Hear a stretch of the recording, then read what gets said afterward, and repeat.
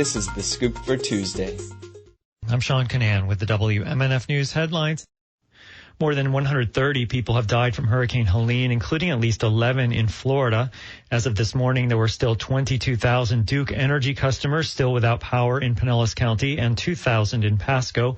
Fewer than 30 Tampa Electric customers are without power. Florida Power and Light reports fewer than 150 power outages in Sarasota and Manatee counties. Hillsborough County has issued a precautionary boil water notice for the Balm Riverview area. To see if you're impacted, visit hcfl.gov/boil water notice. Pasco County has lifted its mandatory evacuation order for Zone A. That means residents and business owners can now return to that area. The county urges caution when you return to storm-damaged areas because recovery efforts are still going on. There's an online tool to report structural damage to homes and businesses in Pasco. That's at mypas.co/report damage. Pinellas County is limiting access to the barrier islands until 4 o'clock this afternoon. The county has created 3 points of distribution to give out free food, water, and tarps while supplies last in St. Pete Beach and Treasure Island. The Tierra Verde Fire Station location has only water available. The county is trying to get water service restored to the barrier islands. However, a boil water advisory remains in effect. The city of Treasure Island says on Facebook that it is providing bus service along West Gulf Boulevard in Sunset Beach to assist residents who need transportation. The buses will transport residents to Treasure Island Community Park. That's where you can access cooling or comfort stations. The route will operate between Treasure Island Community Park and Sunset Beach from 2 until 6 in the afternoon. At the cooling comfort stations, residents can take a shower, cool down in air conditioning, and charge electronic devices.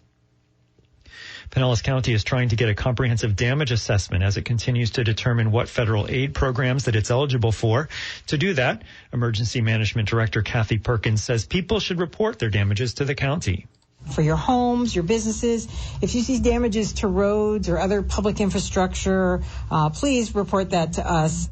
She says that as of yesterday morning, 13,000 people had applied for disaster assistance through FEMA. And I would encourage you, go ahead and apply and find out, what you may be eligible for. FEMA's not going to make you whole from this disaster. It can help offset some of the costs that your insurance might cover. And for those of you who are not insured, it will also help provide some assistance to you. Perkins says FEMA is in the field gathering information and helping people get registered. But before you give out your personal information, be sure to check that they have a badge and official FEMA shirt on. Or you can visit disasterassistance.gov to get your application started. Perkins says residents can find cleanup assistance as well. Crisis Cleanup connects disaster survivors with volunteer groups who can help you. Especially for those of you that have come back to your home and, you had a couple of feet of water in there, maybe you've got lots of sand. If you need help with doing that cleanup, because I get it, that's a lot of work. You can also call the cleanup hotline. That's 844-965-1386. It will remain open through Friday, October 11th.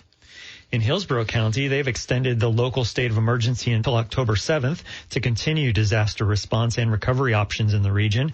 In addition, the county says it's working with Tampa to offer comfort station for residents. 6 locations are open, 2 in Tampa and 4 others in Town and Country, Apollo Beach, and Ruskin.